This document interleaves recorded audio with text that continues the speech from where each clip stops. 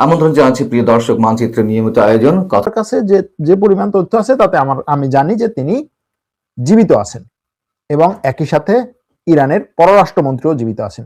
তো এর মানে হচ্ছে ইরানের পররাষ্ট্রমন্ত্রী নিজেও নিশ্চিত না যে তিনি একেবারে 100% নিশ্চিত। তার কথা হচ্ছে আমার কাছে যতটুকু তথ্য আছে তাতে আমি জানি যে তিনি জীবিত আছেন এবং ইরানের রাষ্ট্রপতিও জীবিত আছেন, এরকম কথা। তো এখানে একটা ছোটখাটো একটা সন্দেহ থেকে যায়। আবার ইরানের গণমাধ্যম এখনো পর্যন্ত তার জীবিত থাকা না থাকা নিয়ে কোনো ধরনের মন্তব্যই করে নাই, কোনো ধরনের খবরই প্রকাশ করে নাই। এটা নিয়েও কিন্তু পশ্চিমা গণমাধ্যম ব্যাপক পরিমাণে হচ্ছে ক্রিটিসাইজ করছে যে ইরানের পত্রপত্রিকা, ইরানের গণমাধ্যম যেহেতু এখনো বলছে না সে জীবিত আছে নাকি মারা গেছে, সুতরাং মনে হয় সে মারা গেছে। তো এই ধরনের ঘটনাগুলো, এই ধরনের খবরগুলো পশ্চিমা গণমাধ্যম বিভিন্ন সময় করে। যেমন ধরুন, এটা সবচেয়ে বেশি হয় হচ্ছে উত্তর কোরিয়ার নেতা কিম জং উনকে নিয়ে। যখন কিছুদিন কিম জং উনকে নিয়ে ওই দেশের পত্রপত্রিকা কোনো ধরনের খবর না করে বা এরা বাইরে থেকে এরকম স্যাটেলাইট ধরে দেখে, আচ্ছা সে এখন কোথায় গেছে, টয়লেটে গেছে, আচ্ছা ঠিক আছে সে এখন কোথায় গেছে, বাইরে যাচ্ছে, এরকম ভাবে তারা যখন তাকে কোথাও খুঁজে না পায় তখন বলে যে হ্যাঁ সে মারা গেছে, কারণ হচ্ছে এক সপ্তাহ পর্যন্ত তাকে নিয়ে কোনো কথাবার্তা নেই। আবার দেখা গেল যে এক সপ্তাহ পরে সে কোনো একটা অনুষ্ঠানে আসছে, সেখান থেকে লাইভ ফুটেজ বা ভিডিও দেখানো হচ্ছে, তখন হচ্ছে হ্যাঁ সে জীবিত আছে। মানে সবকিছু নিয়েই হচ্ছে পশ্চিমা গণমাধ্যমের এই ধরনের কিছু ভাইব থাকে যাদেরকে তারা পছন্দ করে না। সুতরাং এই ক্ষেত্রে তাকে নিয়ে ইসরায়েলি পত্রপত্রিকা এবং পশ্চিমা কিছু গণমাধ্যম যে সন্দেহ তৈরি করেছে, এটা নিয়ে ভাইব চলবে গত আগামী কয়েকদিন, যতক্ষণ পর্যন্ত না ইরান এটা নিয়ে কোনো কথা বলবে। আবার ইরানের দিক থেকে হচ্ছে ভাই এখন আমরা আছি হচ্ছে মানে জ্বালাপোড়া মারামারির মধ্যে, আর এই মুহূর্তে হচ্ছে তুমি কি বললা সেটার বিরুদ্ধে যে আমার বলতে হবে যে হ্যাঁ আমি বেঁচে আছি, দেখো আমি লাইভে আছি। এটা করার তাদের কোনো এই মুহূর্তে কোনো মানে এইরকম লাক্সারি নাই তাদের, এবং তারা করবেও না, স্বাভাবিক। দেখা যাক শেষ পর্যন্ত কি হয়, আসলে কোন পক্ষ। আবার ইসরায়েলের গোয়েন্দা সংস্থা বিশেষ করে এই সমস্ত ক্ষেত্রে তারা অনেক সময় দাবি করে যে অমুকে আমরা আঘাত করার কারণে সে আহত হয়েছে অথবা নিহত হয়েছে, এরকম দাবি করে, এবং বেশিরভাগ ক্ষেত্রে দেখা যায় ইসরায়েলি গোয়েন্দা সংস্থার এই দাবিগুলো সঠিক হয়। কিন্তু এই মুহূর্তে এই অবস্থায় ইরানের সর্বোচ্চ ধর্মীয় নেতাকে নিয়ে এই ধরনের দাবি ইসরায়েলি গোয়েন্দা সংস্থাও করে নাই। সুতরাং আমরা একটা ফলাফলে আসতে পারি, সেটা হচ্ছে যে এখনো পর্যন্ত যতটুকু বোঝা যাচ্ছে, ওই যে তার পররাষ্ট্রমন্ত্রীর কথা অনুযায়ী এখনো পর্যন্ত যতটুকু বোঝা যাচ্ছে যে ইরানের সর্বোচ্চ ধর্মীয় নেতা নিহত হয় নাই। এবারে ইরান তার মোক্ষম অস্ত্র ব্যবহার করেছে। মোক্ষম অস্ত্রটা কি? মোক্ষম অস্ত্র হচ্ছে হরমুজ প্রণালী। ইরানের বিপ্লবী গার্ড ঘোষণা দিয়েছে তারা ওই অঞ্চলে থাকা সব বেসামরিক এবং ব্যবসায়ী যত জাহাজ আছে সব জাহাজকে তারা বার্তা পাঠিয়েছে যে এই হরমুজ প্রণালী বন্ধ, তোমরা এই হরমুজ প্রণালী দিয়ে আর চলাচল করবে না। হরমুজ প্রণালী নিয়ে একটু আলোচনা করার দরকার, ম্যাপ নিয়ে আলোচনা করবো, ম্যাপ দেখে আলোচনা করবো। তার আগে ইরানে ইসরায়েলের হামলা এবং ইসরায়েলের বিরুদ্ধে বা ইসরায়েলের সাথে আরো যত দোসর আছে তাদের বিরুদ্ধে ইরানের পাল্টা হামলা নিয়ে একটু সর্বশেষ তথ্য দিয়ে রাখি।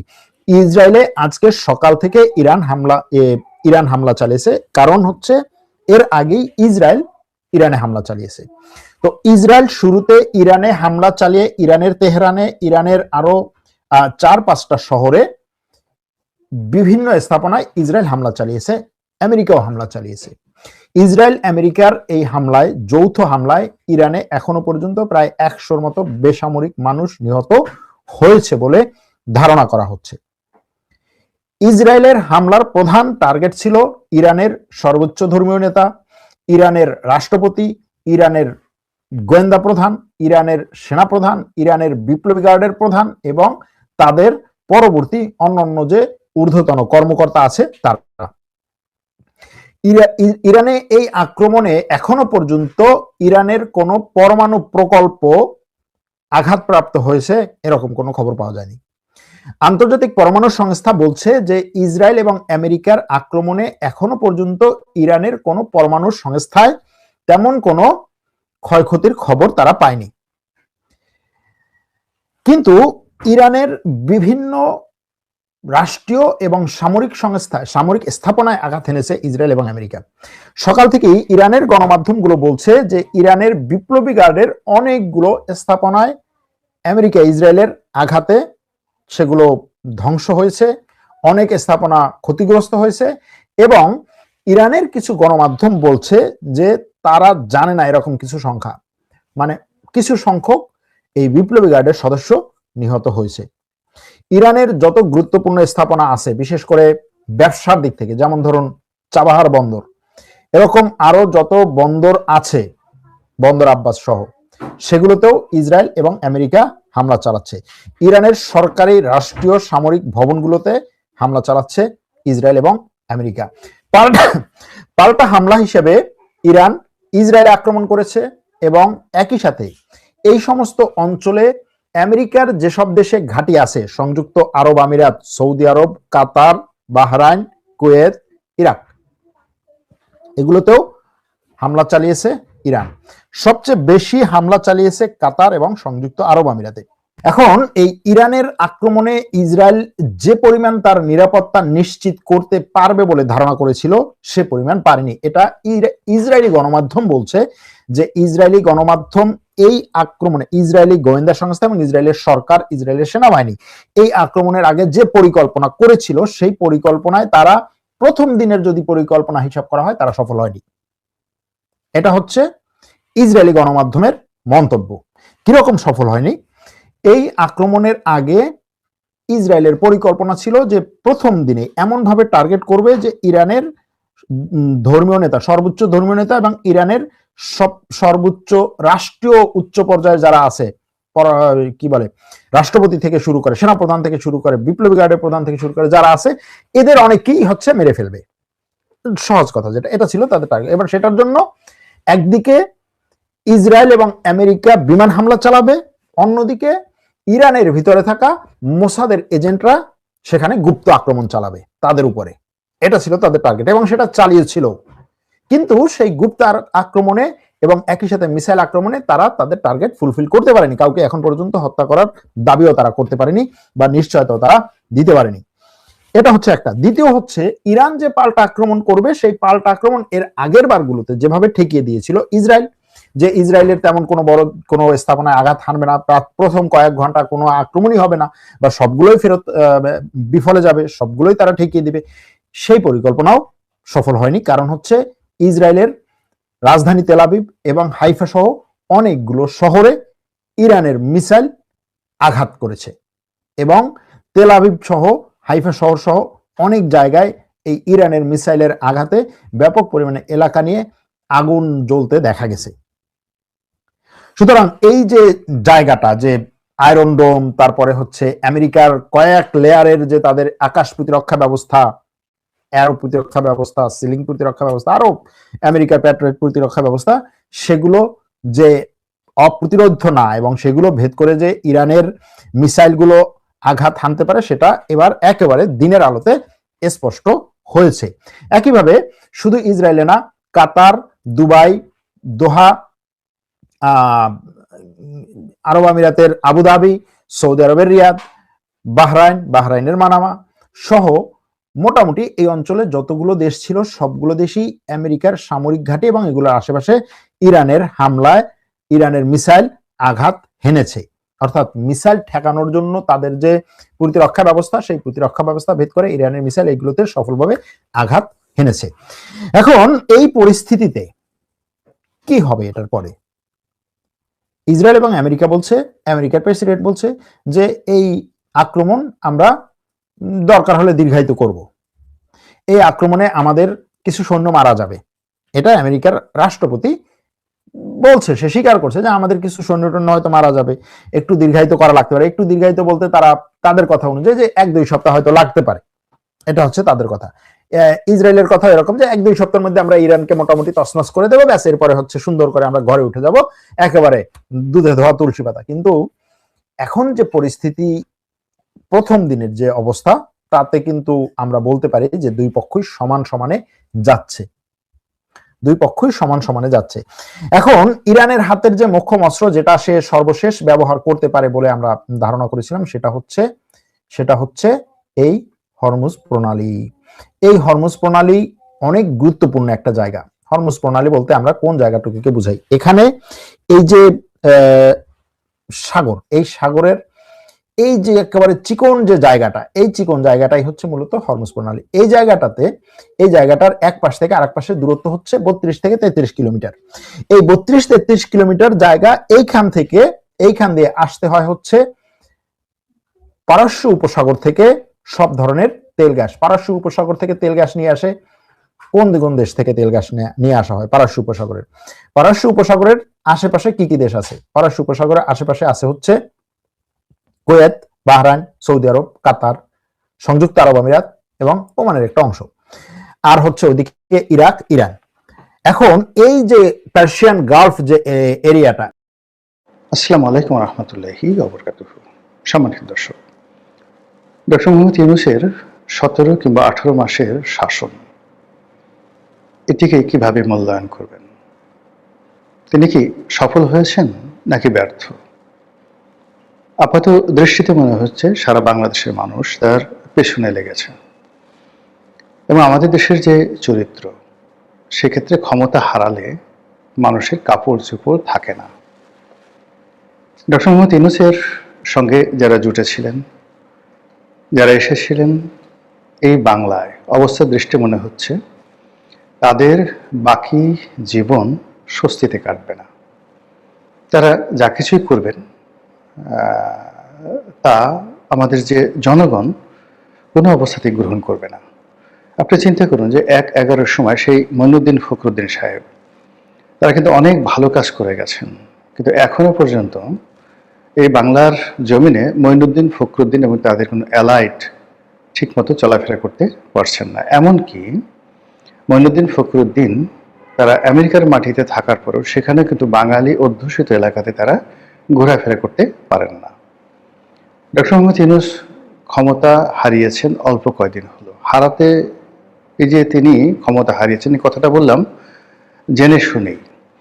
মূলত পরিস্থিতি যেভাবে এগোচ্ছিল তাতে মনে হচ্ছিল যে তিনি ক্ষমতায় থাকবেন, এত সহজে তিনি ক্ষমতা দেবেন না। কিন্তু যেভাবে তেল তেল করে, একেবারে আব্বা করে, বলতে গেলে নিয়তির টানে ক্ষমতা যেভাবে হস্তান্তরিত হয়ে গেল, সেখানে কি আসলে ডক্টর মোহাম্মদ ইউনূসের কিছু করার ছিল?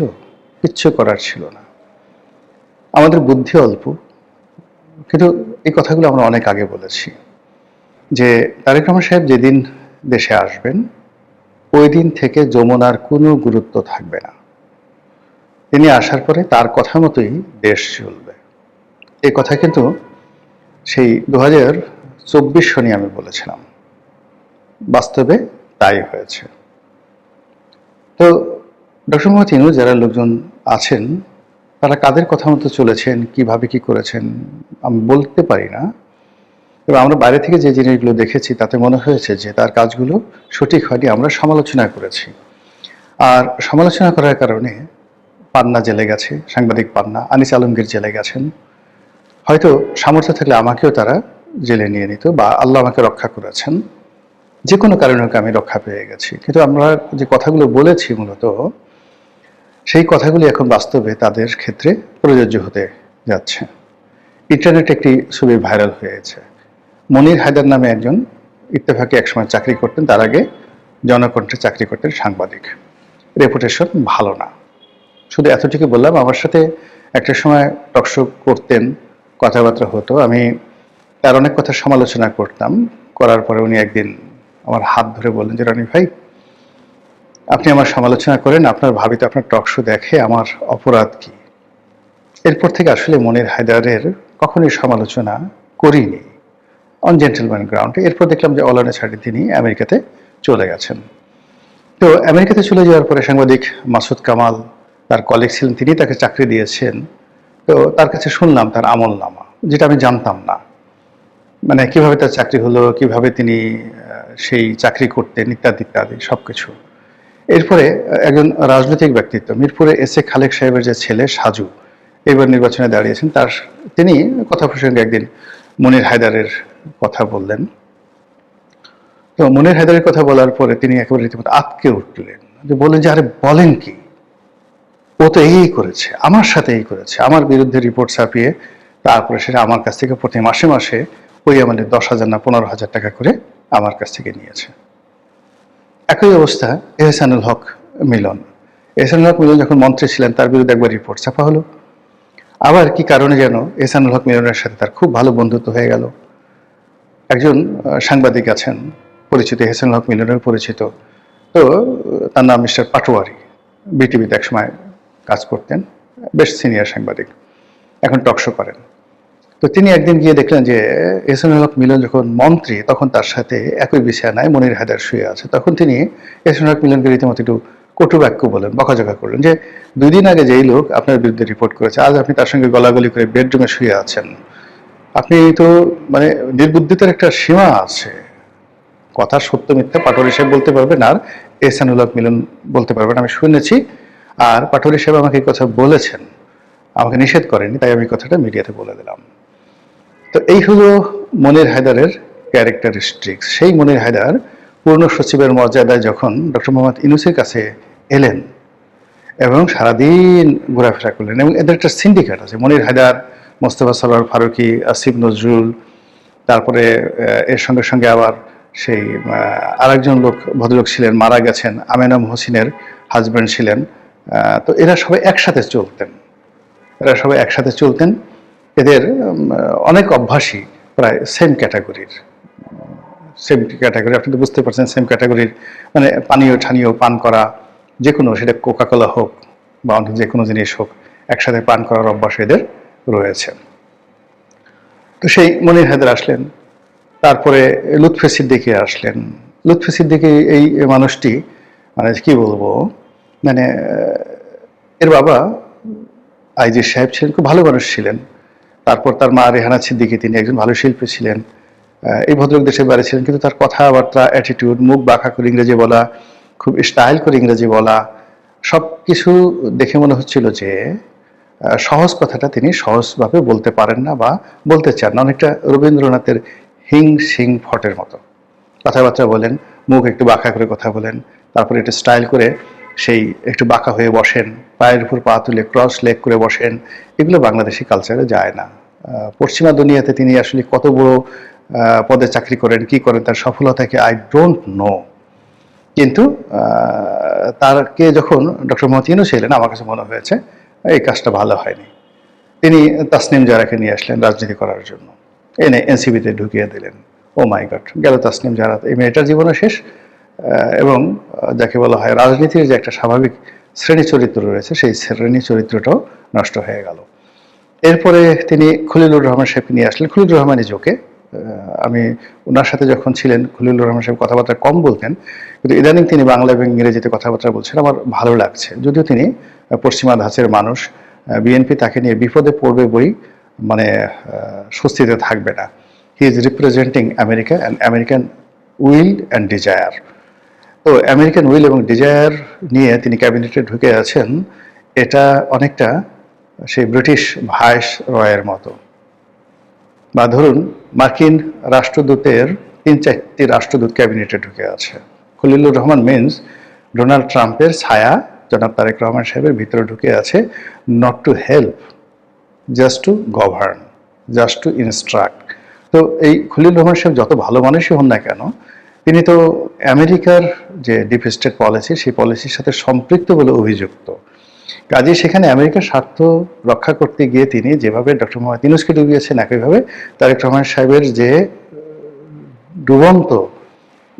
ডুবন্ত তারেক রহমান, এটার একটি স্পষ্ট প্রতিচ্ছবি আপনি খলিলুর রহমান সাহেবের মুখের দিকে তাকালে আপনি বুঝতে পারবেন। যদিও সে, আমি বললাম, ভালো মানুষ এবং শিক্ষিত এবং সজ্জন ব্যক্তি। এরপরে যেটি বললাম যে ওনার সাথে সাথে উনি নূরজাহান বেগমকে এনেছেন। এটা আমি প্রথমে খুব সমালোচনা করেছিলাম যে দেয়ার আর ম্যানি পার্সোনাল ম্যাটার্স। অনেকেরই প্রেমিকা থাকে, অনেকেরই ভালো লাগার মানুষ থাকে, আত্মীয় স্বজন থাকে, খালাতো ভাই, মামাতো ভাই, শালা, সম্বন্ধী, অনেক কিছু থাকে, কিন্তু it should not be in public.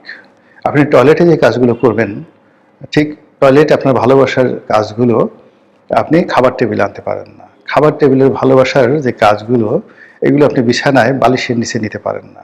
আপনি চিন্তা করেন তো, 3টি রোস্ট বা 4টি খাসির লেগ রোস্ট আপনি বালিশের নিচে নিয়ে ঘুমালেন, লোকজন আপনাকে কি বলবে? পাগল বলবে। অথচ আপনি যদি একই কাজ ওই লেগ রোস্ট নিয়ে মুখের কাছে নিয়ে নাচেন, ডাইনিং টেবিলে এই কাজগুলো করেন, আপনাকে কেউ মন্দ বলবেন না। কিন্তু একই কাজ আপনি বেডরুমে করলে লোকজন আপনাকে মন্দ বলবে। আর আপনি যে কাজগুলো বেডরুমে করেন, সেই কাজগুলো যদি মসজিদের ধারে কাছে গিয়ে একটু করার চেষ্টা করেন বা ওই ধরনের কথাবার্তা বলার চেষ্টা করেন, লোকজন আপনাকে জুতা পিটা করবে, রীতিমতো জুতা পিটা করবে। যে আচরণ আপনি মশার সাথে করেন, একই আচরণ আপনি মাছির সাথে করতে পারেন না। যে আচরণ আপনি মশা এবং মাছির সঙ্গে করেন, সেই আচরণ আপনার প্রিয়তমা যদি আপনার গালে চিমটি কাটে, আপনি মশা মাছির মতো তার সাথে আচরণ করতে পারেন না। দেয়ার আর ম্যানি ম্যানি থিংস। তো এখন ডক্টর মোহাম্মদ ইউনূস তার পরিবার, ঘর সংসার, গ্রামীণ ব্যাংক এবং রাষ্ট্রের যে কর্ম সব একত্র করে ফেলেছিলেন। এখানে একদিকে লামিয়া মোর্শেদ, আর একদিকে নূরজাহান, একদিকে তার বাংলাদেশি কন্যা, অনেকদিকে তার আমেরিকান কন্যা, একদিকে তার গ্রামীণ ব্যাংক, অন্যদিকে তার গ্রামীণ ফোন, একদিকে তার নোবেল পুরস্কার, অন্যদিকে তার প্রধান উপদেষ্টা পদ, একদিকে জামাতের প্রতি ভালোবাসা, অন্যদিকে সেই এনসিপিকে দিয়ে দীর্ঘমেয়াদী কিছু করার চেষ্টা, অন্যদিকে তারেক রহমান সাহেবের সাথে একটা সমঝোতার চেষ্টা, সব মিলিয়ে এমন একটা লেজে গোবরের অবস্থা তিনি করে ফেলেছিলেন, যার ফলে তার এই 17 মাসে যে দুর্বিষহ ঘটনাসমূহ ঘটেছে বাংলাদেশের রাজনীতিতে, বাংলাদেশের অর্থনীতিতে, বাংলাদেশের সমাজ ব্যবস্থায় এবং রাষ্ট্রযন্ত্রের যে গুরুত্বপূর্ণ যে জায়গাগুলোর যে অস্তিত্ব ছিল, যে স্ট্রেংথ ছিল, শক্তি ছিল, সবগুলো তছনছ হয়ে গেছে। 17 মাসের বিচার ব্যবস্থা, সেটা হাইকোর্ট থেকে শুরু করে নিম্ন আদালত, 17 মাসের পুলিশি ব্যবস্থা, আইজির অফিস থেকে শুরু করে থানা, 17 মাসের রাজনীতি, আওয়ামী লীগ, বিএনপি, জামাত, সবার মধ্যে যে পারস্পরিক যে সম্পর্কটা ছিল সব ভেঙে চুরে চুরমার খান খান হয়ে গেছে, যেটিকে বলা হয় ভাতৃঘাতী সংঘাত।